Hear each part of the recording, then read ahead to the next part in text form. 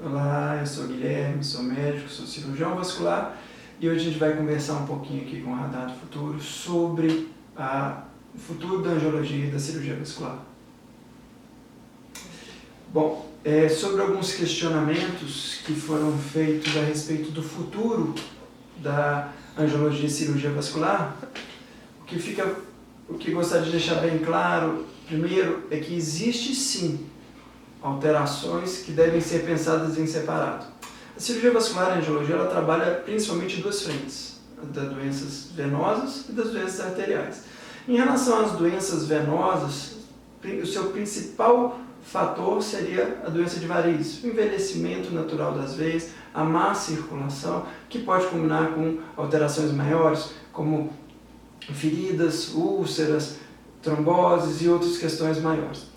O que eu vejo hoje como um futuro para a questão da doença venosa é muito simples, principalmente a questão da deshospitalização.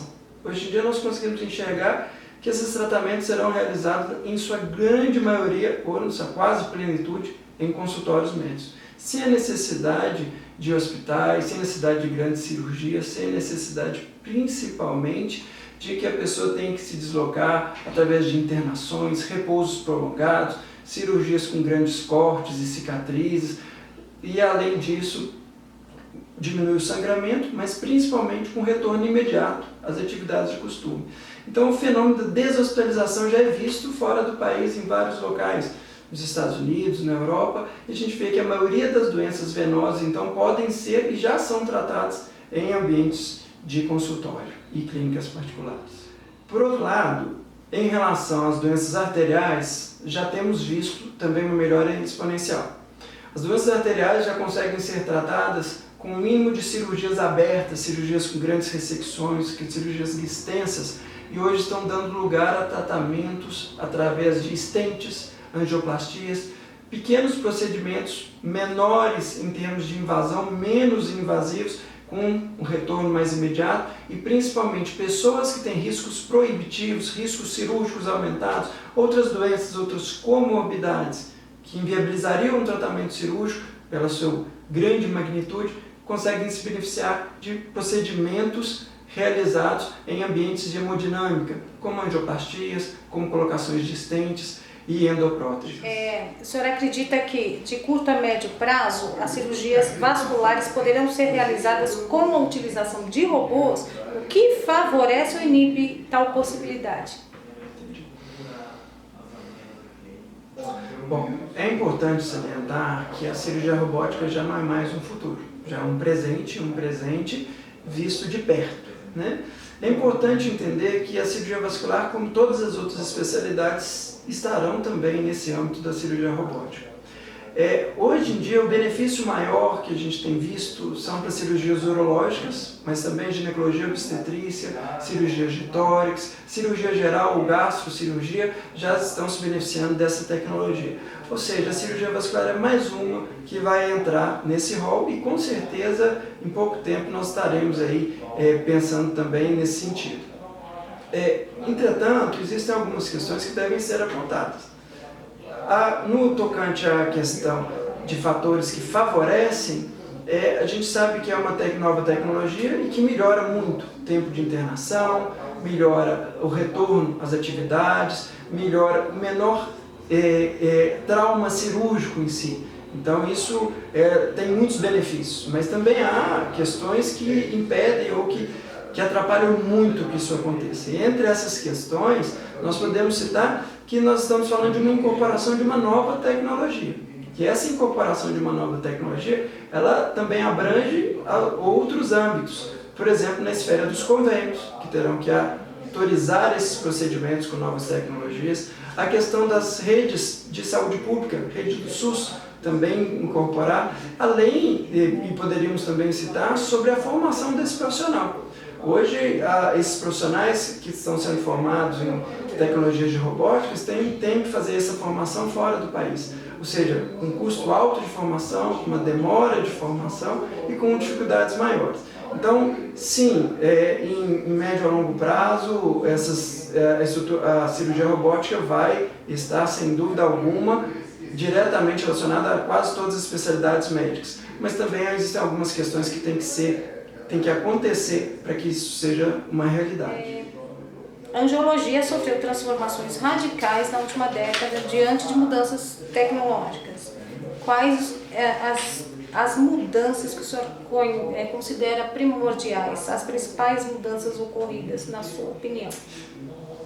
Sobre a angiologia, posso destacar várias questões. É importante entender que aquele conceito de que o angiologista era aquele médico que simplesmente fazia uma consulta rápida, pedia um exame e levava para o hospital para fazer uma cirurgia de varizes, que a procura pelo angiologista existia até um certo receio, um cuidado, olha, eu não vou no angiologista porque ele vai querer operar as minhas varizes.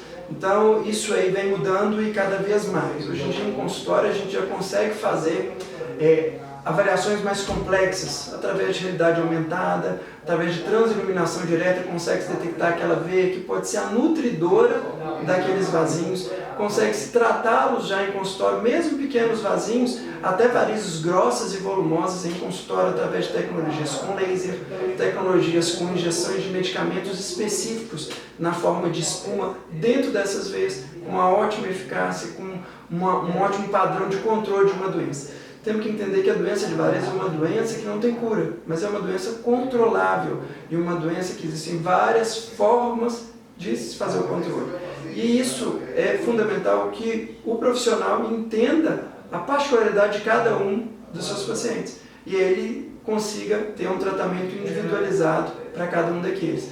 Mas não tenha dúvida, o fenômeno da deshospitalização também entra aqui. Então, procedimentos que antigamente tinham que ser feitos única e exclusivamente em ambientes de hospitais, hoje já conseguimos tratar a doença de varizes com tecnologias a laser em consultório, até para varizes mais internas, doenças da veia safena, com anestesias locais, evitando a cirurgia. O maior benefício visto hoje, sem sombra de dúvidas, é a questão de conseguir fazer praticamente todos os tratamentos hoje em consultório.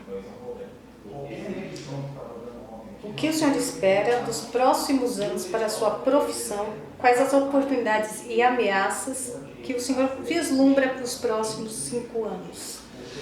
É nítido que haverá um predomínio de procedimentos minimamente invasivos. Então, nos próximos anos, cada vez mais a cirurgia vai ser deixada de lado ou restrita e reservada para casos muito avançados, casos que não foram tratados no início, que não foram prevenidos inicialmente. E quanto mais a abordagem mais precoce, tratamentos alternativos serão feitos cada vez mais em consultório. E a gente podia citar novamente os tratamentos à base de espuma, que conseguem alcançar varizes internas profundas que às vezes a cirurgia não consegue alcançar. E também as tecnologias a laser, que conseguem tratar desde varizes bem profundas, bem internas, a varizes mais superficiais, pequenas microvarizes e vasinhos de pele já podem ser tratados.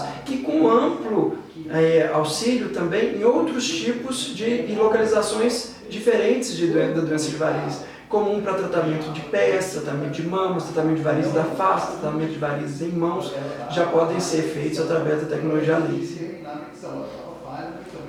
Quais as tecnologias que devem impactar mais fortemente a atividade? Há inovações esperadas em medicamentos? Sobre a questão das novas tecnologias, hoje muito se fala, e principalmente nos Estados Unidos, em abordagem de novas tecnologias no sentido de tratamento localizado. O que eu quero dizer?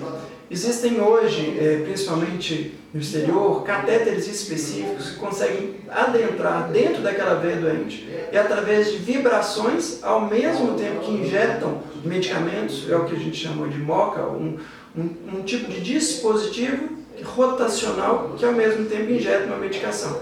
E a partir daí a gente consegue ter um benefício maior do que apenas a questão mecânica ou apenas a questão medicamentosa.